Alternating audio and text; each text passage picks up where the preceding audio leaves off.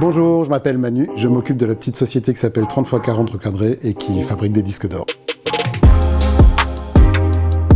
Un disque d'or, c'est une récompense que la maison de production offre à l'artiste qu'elle produit pour le remercier du nombre de ventes que ce disque-là a obtenu. Si on prend vraiment la base de la base d'un disque d'or, c'est un visuel, un disque, une plaque et un encadrement. Après, il y a tout un tas d'éléments graphiques et de fabrication qu'on peut rajouter par-dessus. Sur un seul disque, on peut avoir un nombre d'étapes phénoménal, quoi. Les disques qu'on utilise, c'est des disques vinyles qui sont traités en métallisation. Donc on métallise en fonction de la couleur de la certification. Donc le but, c'est effectivement de faire des choses qui ne soient pas standardisées et pour que chaque artiste reçoive un trophée qui corresponde le plus à l'univers graphique et sonore sur lequel il a travaillé. Une des évolutions dans la création, c'est la taille de l'objet, quoi.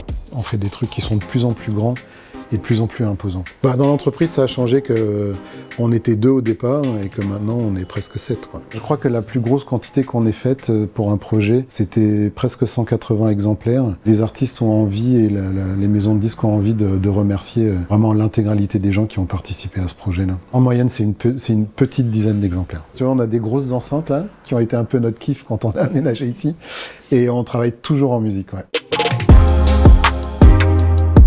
En fait, écouter chaque artiste et chaque titre, c'est quasiment impossible. Après, sur les singles, on tend toujours une oreille. Enfin, en bossant, on se met toujours à un moment donné le clip sur YouTube parce que ça donne aussi des indications importantes, nous, pour la créa. Ça m'arrive de bosser pour des gens que je connaissais pas avant, quoi. Et de plus en plus, parce que c'est vrai que en termes de production dans l'urbain, il y a des arrivées très fulgurantes comme ça qui font que il y a une espèce de turnover de nouveaux artistes quasiment permanent. L'urbain, c'est au moins 70 à 80% des objets qu'on fabrique. Mais voilà, on va pas se le cacher, hein, ça fait toujours plaisir de travailler pour quelqu'un dont on apprécie particulièrement la production, hein. La plupart du temps, les disques d'or sont quand même remis au moment d'un événement.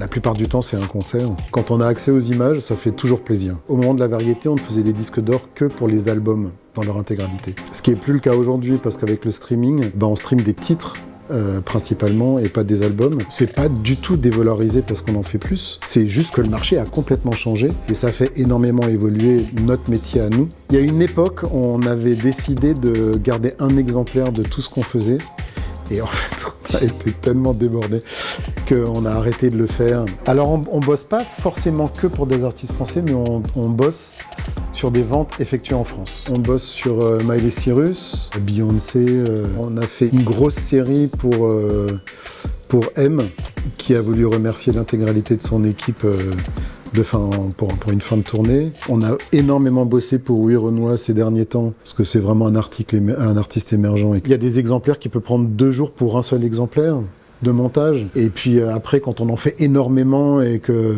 on fait presque un rythme industriel où on répète nos gestes, forcément le temps est réduit, quoi. En moyenne, je pense qu'il faut entre 2 et 4 heures pour faire un exemplaire. Les gens qui vont recevoir l'objet qu'on fabrique, ça a une énorme importance pour eux. Donc pour nous, c'est hors de question qu'un disque sorte d'ici et qu'il ait un défaut ou qu'on soit pas vigilant sur la qualité optimale du disque qui sort. C'est pas comme les timbres où les ratés, c'est collector. Nous, les ratés, c'est poubelle.